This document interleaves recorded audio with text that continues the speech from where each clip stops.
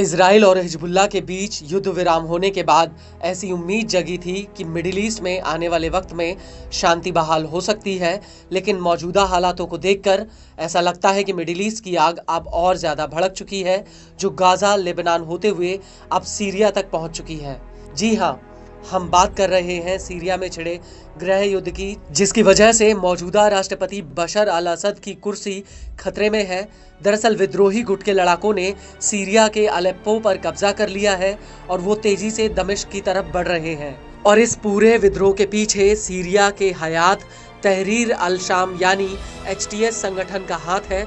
लेकिन अब सीरिया के एक अखबार ने दावा किया है कि इदलिब में HTS के हेडक्वार्टर पर हमले में HTS के मुखिया अबू मोहम्मद अल जुलानी की मौत हो गई है, लेकिन अभी तक जुलानी की मौत की पुष्टि नहीं हो पाई। और इस सब के बीच अब सीरिया में क्या होने वाला है ये किसी को नहीं पता। वो इसलिए क्योंकि यूक्रेन युद्ध की वजह से रूस ने अपनी सारी ताकत कीव को हराने में झोंक दी है और सीरिया में उसके नाम मात्र के सैन्य संसाधन बचे हुए हैं। वहीं दूसरी तरफ इजराइल ने ईरान के कई सैन्य कमांडरों को मार गिराया है, जिसकी वजह से उसकी हालत सीरिया में कुछ ज़्यादा अच्छी नहीं है। वहीं हिजबुल्लाह लेबनान युद्ध की वजह से सीरिया में काफ़ी कमज़ोर हो चुका है। वहीं दूसरी तरफ इजराइल और अमेरिका पूरे हालातों पर बेहद ही करीब से नज़र बनाए हुए हैं। लेकिन बड़ी बात यह है कि जिस गुट की वजह से सीरिया में विद्रोह की आग लगी है, वो HTS पहले अलकायदा से जुड़ा रहा और HTS के मुखिया जुलानी से अल असद की सरकार को सबसे बड़ा खतरा है।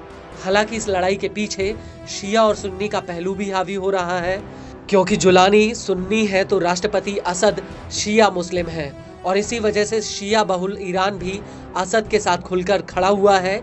मौजूदा समय में HTS ने सीरिया के इदलिब, अलेप्पो और हमा के कई गांवों पर कब्जा कर लिया है। HTS का मुखिया और कमांडर अबू मोहम्मद अल जुलानी है। हालांकि जुलानी की मौत को लेकर अभी कोई ठोस जानकारी सामने नहीं आई है, लेकिन वो जुलानी ही है जिसने एक ही झटके में रूस, ईरान और इराकी सेना को बैकफुट पर ला दिया है।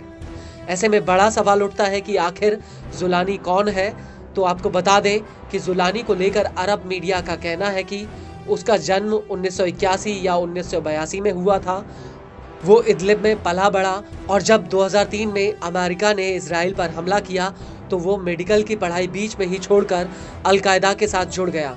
जुलानी अलकायदा में अबू मुसाब अल जरकावी करीबी रहा और जब 2006 में जरकावी की हत्या हो गई तो वो लेबनान और इराक में छिप गया था। हालांकि इराक में उसे अमेरिकी सेना ने गिरफ्तार कर लिया था, लेकिन 2008 में उसे रिहा किया गया। रिहाई के बाद वो इराक के इस्लामिक स्टेट से जुड़ गया और 2011 में सीरिया में असद सरकार का विरोध के लिए वापस लौट आया। 2012 में उसने जबात अल नुसरा नाम का संगठन बनाया और असद सरकार के खिलाफ फिर से मोर्चा खोल दिया। आपको बता दें कि अल नुसरा ने लंबे वक्त तक इदलिब पर कंट्रोल रखा और 2006 में अल नुसरा ने अल कायदा से दूरी बना ली और फिर उसने 2017 में कुछ अन्य गुटों के साथ मिलकर हयात तहरीर अल शामी यानी HTS गुट बना लिया।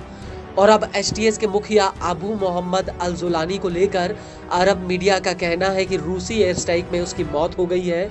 रूसी मीडिया के मुताबिक 1 दिसंबर 2024 की सुबह रूसी एयरफोर्स ने सीरियाई सेना के समर्थन में विद्रोहियों के ऊपर हवाई हमले किए। यह हमले अलेप्पो और इदलिब प्रांत में हुए, जहां पर HTS के सैन्य जमावड़े, कमांड पोस्ट, हथियार डिपो और आर्टिलरी पोजीशन को निशाना बनाया गया। अरब मीडिया के मुताबिक इन हमलों में जुलानी की मौत हो गई है और जुलानी की मौत के बाद सीरिया में आगे क्या होगा इसको लेकर कुछ कहा नहीं जा सकता, क्योंकि वो जुलानी ही है जो इतने वर्षों से असद सरकार के खिलाफ मोर्चा खोले हुए है। लेकिन बड़ी बात यह है कि अभी तक किसी ने भी जुलानी की मौत को लेकर कोई ठोस जानकारी नहीं दी है।